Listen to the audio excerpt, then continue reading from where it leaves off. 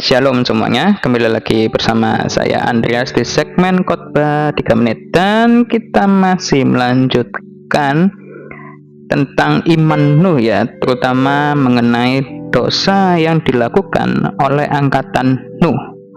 Dan di dalam Alkitab disampaikan ya, ini terutama dalam pengajaran Tuhan Yesus, itu disampaikan bahwa angkatan Nuh tidak dijelaskan bahwa dosa yang mereka lakukan itu benar-benar mengerikan atau brutal, sehingga Allah memilih untuk menurunkan air bah di zaman Nuh.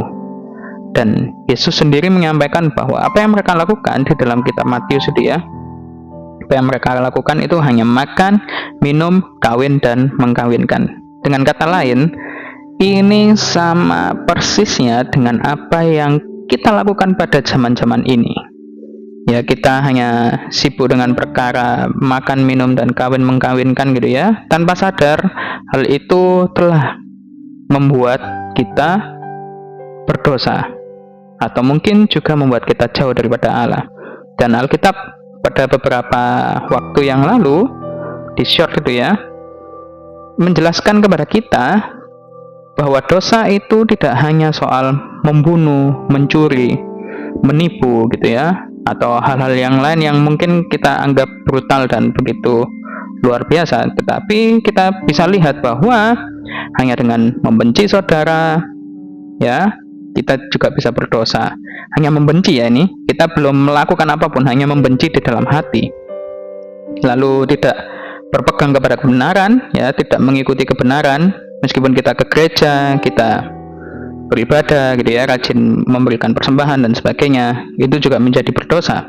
Lalu meskipun kita melakukan kebaikan tetapi kita masih memandang muka, maka itu menjadi berdosa. Nah, kita langsung lanjut ke berikutnya, yaitu menahan berbuat baik. Itu di Yakobus 4 ayat 15 dan 17. Sebenarnya kamu harus berkata, jika Tuhan mengendakinya, kami akan hidup dan berbuat ini dan itu. Jika seorang tahu bagaimana ia harus berbuat baik tetapi ia tidak melakukannya, ia berdosa ya, melakukan rencana sendiri tanpa melibatkan Tuhan, dan menahan berbuat baik. Nah, pelanggaran hukum yaitu ada di 1 Yohanes 3 ayat 4, setiap orang yang berbuat dosa melanggar juga hukum Allah, sebab dosa ialah pelanggaran hukum Allah. Dan terakhir adalah cinta akan uang, karena akar segala kejahatan ialah cinta uang, sebab oleh memburu uanglah beberapa orang telah menyimpang dari iman dan menyiksa dirinya dengan berbagai-bagai duka. Itu 1 Timotius 6 ayat 10, dan kita akan simpulkan di short berikutnya. Shalom, amin.